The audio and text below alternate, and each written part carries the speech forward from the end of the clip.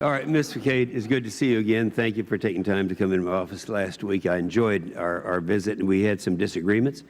I expressed grave concern over the EPA's distortion of the cost of regulations. The cost of regulations is something that has got to be considered.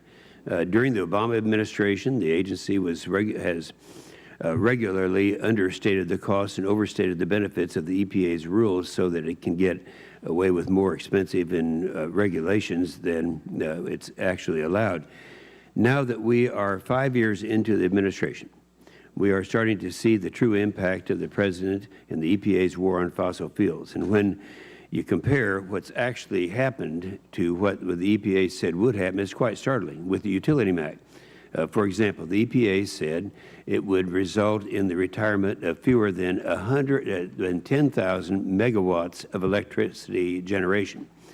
Now, this is substantial in its own right if it is 10,000, but reality is proving it far worse. In direct response to the EPA rules, power generation companies have announced plans to shutter 51,000 megawatts of generation. Now, most of these will be closed down during the next 53 weeks as the compliance deadline for the Utility MAC rule arrives.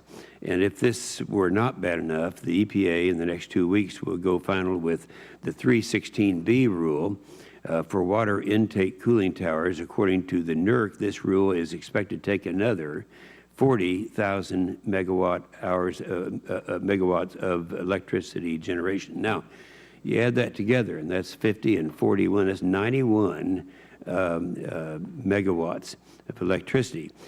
So together, the real-world impacts of these regulations are causing massive risks of our nation's electricity reliability.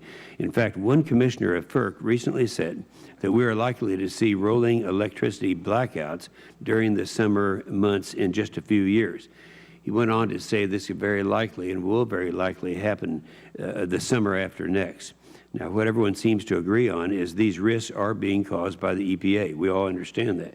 So what is happening, already happening? Rolling blackouts are coming, and it's because of this administration and their policies. But the administration is not stopping there. These figures are concerns, and concerns do not even take into account the new greenhouse gas regulations the EPA is rushing to enact. The new source performance standards, the NSPS, on new and existing power plants are going to make it economically impossible to maintain any diversity in our electricity fuel supply. This will make us even more vulnerable to supply shortages and to price shocks. To make matters worse, the administration is making strides to regulate hydraulic fracturing and methane emissions from the natural gas production and transmission process, which could further drive up the price of energy and electricity.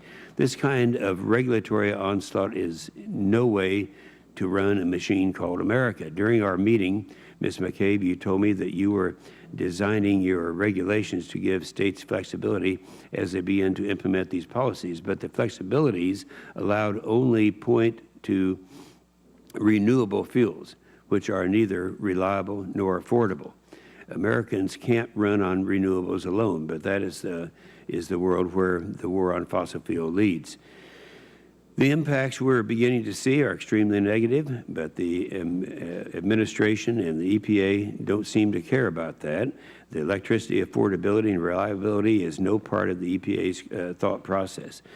And that's why it's something I made this commitment yesterday. I'm going to have a Congressional Review Act, and I'm going to use that on every one of these regulations, because the problem you have is it all sounds very good here in this committee, but when it gets down to it, the people who are elected need to be participating in the process. You, Ms. McCabe, are able to do it. You're not elected. You're taking over. You're a very quality person. I've enjoyed working with you in the past, but you're not elected.